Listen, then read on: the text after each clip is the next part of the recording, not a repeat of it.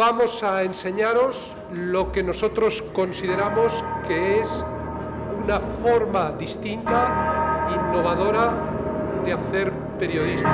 Un concepto completamente diferente a todo lo que habéis visto hasta ahora de lo que consideramos que es un periódico desvinculado de su soporte tradicional. El periodismo no ha muerto. El periodismo no ha muerto. Lo que puede morir es la televisión tradicional o los medios tradicionales. Pueden ir muriendo, pero siempre se encuentran otras vías. En 1903 nace el periodismo como hoy lo conocemos. Se funda el ABC por Luca de Tena. En 1995 el periódico dará su salto digital. Será en el 76 cuando nazca El País. El diario será el primero en comenzar a introducir el método de suscripción de pago en 1996. Llevaría esto a una disminución enorme de los lectores hasta que la edición digital del Mundo se convirtiese en la más leída. En 2005 rectificaría y no volvería a tomar tal decisión hasta 2020. 2011 será el año en que verá nacer uno de los principales diarios digitales del país. Pues eran periódicos que estaban pasando dos traumas. Por un lado, el cambio del papel a Internet, que arruinó el modelo de negocio clásico de los periódicos y que les llevó a una situación económica complicada, y por otro lado la crisis económica que teníamos todos encima en aquel momento, que era, en fin, todos os acordáis cómo fueron aquellos años en España con el rescate de la banca, con la presión sobre los recortes sociales, con todos los problemas. El Español, por su parte, verá la luz en 2015, de la mano de Pedro J. Ramírez y su hija María Ramírez. El Español nacería como un medio nativo digital que renunciaba al papel por completo, como así lo dice la sociedad propietaria de este, titulada No hace falta papel. El carácter innovador del diario vino marcado desde el principio, en 2014, por un blog titulado con el mismo nombre. Así, el periodismo comenzaba una transición hacia un nuevo amanecer. Como se suele decir, todo final es siempre un nuevo comienzo, y este resulta apasionante.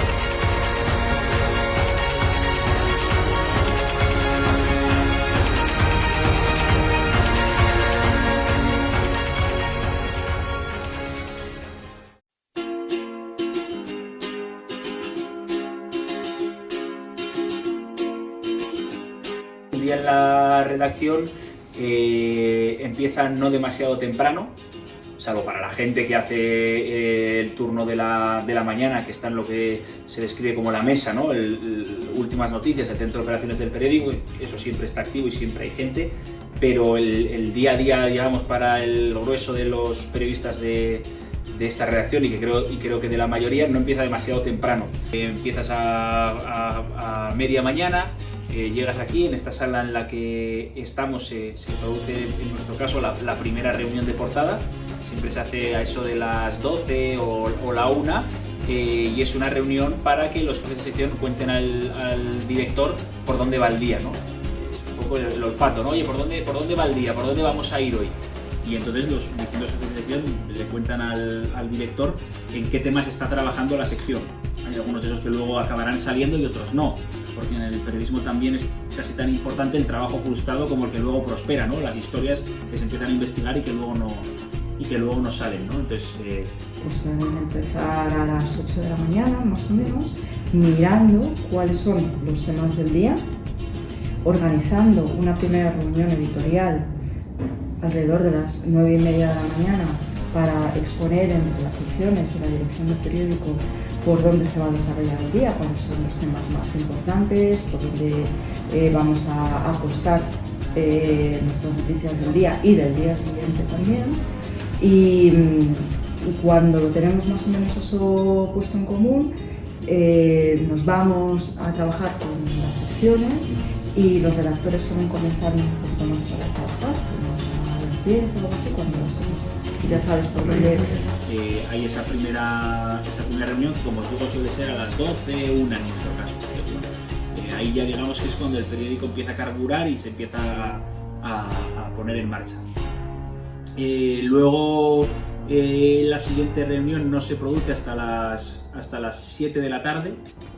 En nuestro caso las reuniones son bastante tardías, son casi horario Champions, y Y bueno, eso claro, depende de la personalidad del director de cada periódico, etcétera, ¿no?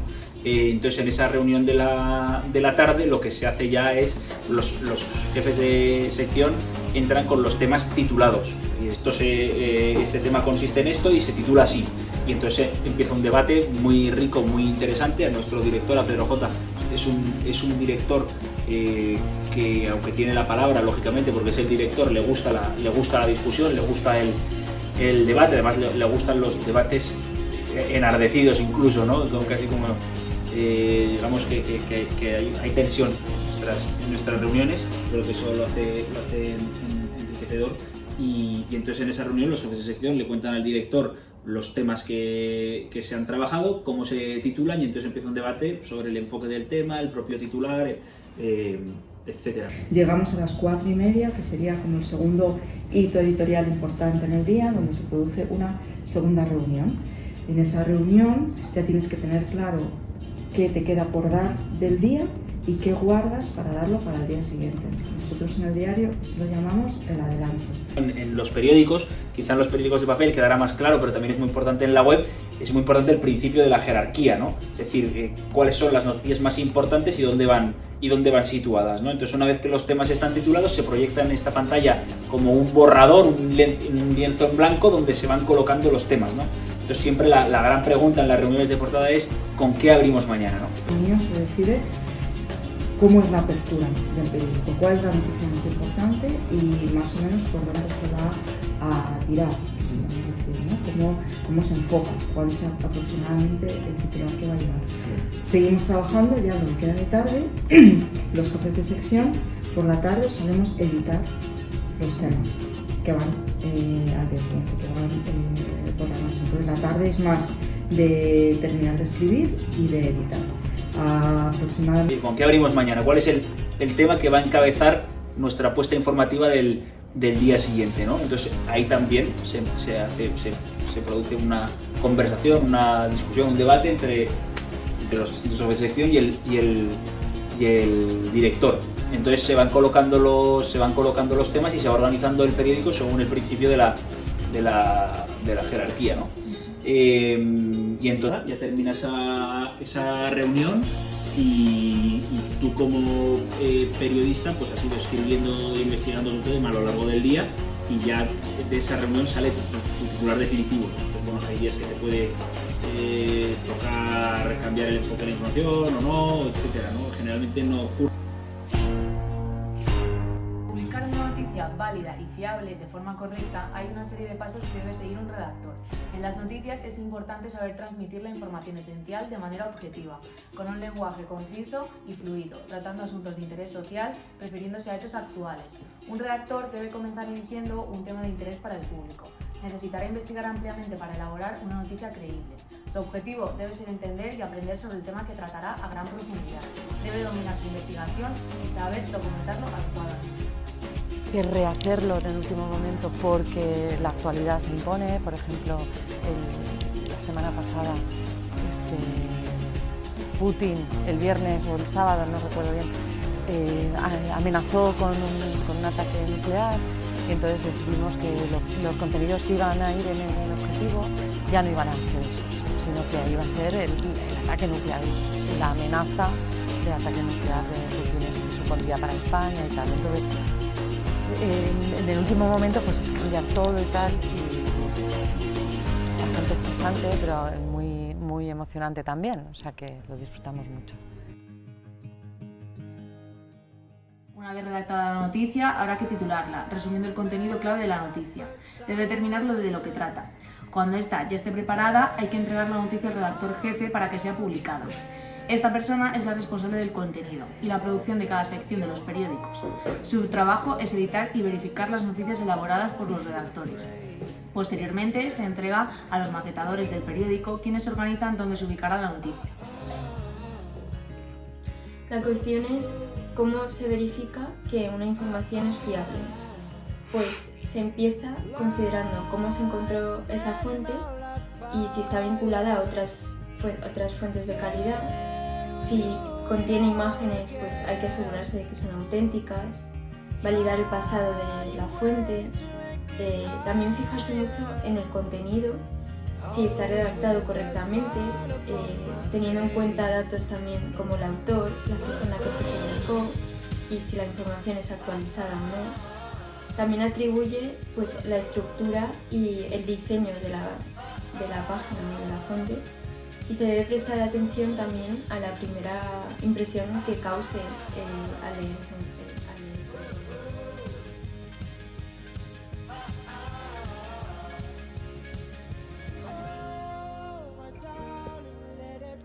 Algunos medios están innovando en la organización de los contenidos mediante la jerarquización en torno a temas de interés.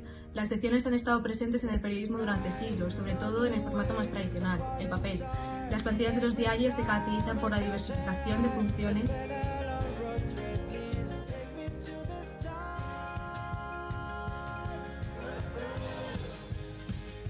sobre la integración.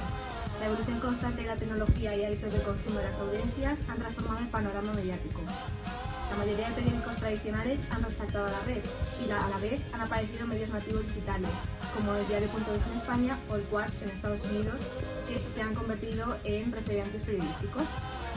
Estos cambios en la industria traen consigo el... Las noticias siempre van a funcionar y siempre va a haber alguien dispuesto a pagar por ellas, aunque ahora en España son menos en relación a otros países, pues porque en España no ha existido la cultura del pago por la información, como creo que sí existe en Estados Unidos o en el Reino Unido. Estamos en un momento de paso, ¿no? Estamos en una especie de estrecho marítimo en el que tenemos un pie todavía en el pasado y un pie en el futuro, y el presente son esas aguas que están ahí en medio que se mueven con mucho. Hemos tenido que crear un nuevo modelo de negocio, ¿no? Que consiste en tener unos ingresos que nos llegan por la publicidad y otros ingresos más importantes que nos llegan gracias a tener un modelo de socios, ¿no? De nuestros lectores pagan para que podamos hacer un periódico cada día. Muchísima violencia, ¿no? Ahora es difícil en España leer un medio de calidad de manera gratuita. Te metes en el Español, en el Confidencial, en el País, en ABC, en el Mundo, no sé, y es complicado que encuentres información de calidad gratis, ¿no? Y entonces eso es un reto, porque eso que en un primer momento puede expulsar al lector, puede llevarle a buscar otras alternativas, es el reto de decirle, no, es que la información de calidad se paga. Nuestra independencia nos la va a dar el ser más dependientes de los ingresos por los socios que de los ingresos de la publicidad, porque sabíamos que no nos controlaría ninguna gran empresa y podríamos dar información libre e independiente sobre todas esas grandes compañías si no dependíamos de su publicidad. Y las alternativas que tú puedes encontrar a esto, las gratuitas, no es información de calidad, y tenemos que concienciarnos de que si exigimos al lector que pague por nuestra información, tenemos que tomarnos muy en serio la información que escribimos y convertirla en un producto verdaderamente de calidad, ¿no? Periodismos hay muchos, pero el periodismo bien hecho y el periodismo de investigación y un periodismo plural hay que pagarlo. Entonces el reto es seguir convenciendo a un gran número de personas de que hay que pagar por la información y que la buena información merece la pena. Cuando publicas grandes historias se crea una fidelización con el suscriptor. En este momento en concreto es importantísimo ser rigurosos, ser literariamente exquisitos, sintácticamente por supuesto, para hacer ver al suscriptor que el pacto se cumple, que él está pagando un dinero por algo que merece la pena. La publicidad en los medios digitales consiste en cualquier mensaje publicitario que se comunica con el usuario a través de la imagen, el sonido, el vídeo, el texto o todos estos elementos al mismo tiempo. El funcionamiento de este tipo de publicidad es el siguiente. El usuario busca determinados productos por internet, visita webs, etc. A partir de los datos y las acciones de los usuarios, como los intereses, el historial de búsquedas y visitas, se mostrarán anuncios que pueden ser de interés o utilidad para el usuario al que se le muestra. Esta publicidad suele asociarse únicamente a los banners, que son imágenes estáticas o en movimiento, que suelen contener texto o sonido y su objetivo es interesar al usuario sin contarle toda la información. La publicidad en medios digitales presenta numerosas ventajas y es por ello que los periódicos digitales siguen utilizándola para obtener ingresos. Algunas ventajas son las siguientes. La credibilidad. La prensa es uno de los medios más prestigiosos y muchos usuarios de la prensa escrita se han interesado por la prensa digital, por lo que la publicidad que se anuncie en ella también se supondrá fiable. La flexibilidad geográfica. La existencia de los periódicos digitales facilita a los publicistas el hecho de poder llegar a ciertas zonas geográficas, llegando al público que les interesa sin encontrarse con muchas dificultades. La calidad visual. La evolución del periódico en papel al periódico digital ha beneficiado a la publicidad en el aspecto de que las imágenes se visualizan con mucha más calidad que en el papel y llaman más la atención de los lectores. El tiempo. Los lectores tienen la posibilidad de leer el periódico en cualquier lugar y en el momento que deseen, por lo que en cualquier momento puede llamarle la atención la publicidad que presenta el periódico.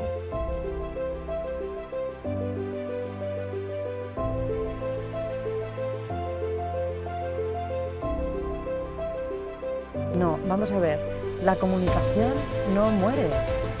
La comunicación no va a morir nunca, es una necesidad, ¿sabes? Comunicarnos, y sois comunicadores al final.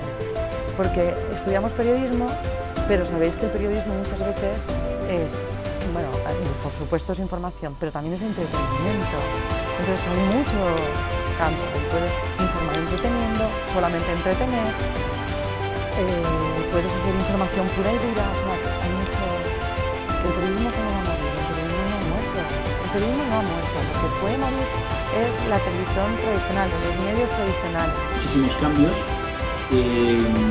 Creo que ahora mismo la carta de medios es muy grande, hay cada vez más periódicos y son cada vez más periódicos para repartirse los mismos suscriptores y la misma tarta de publicidad. Entonces por eso la situación es compleja, ¿no? Yo creo que estos años van a ser muy importantes porque van a decidir qué medios sobreviven y cuáles no. Yo creo que no hay espacio para tantos medios como hay hoy. Digo, espacio, digamos, en términos de relevancia.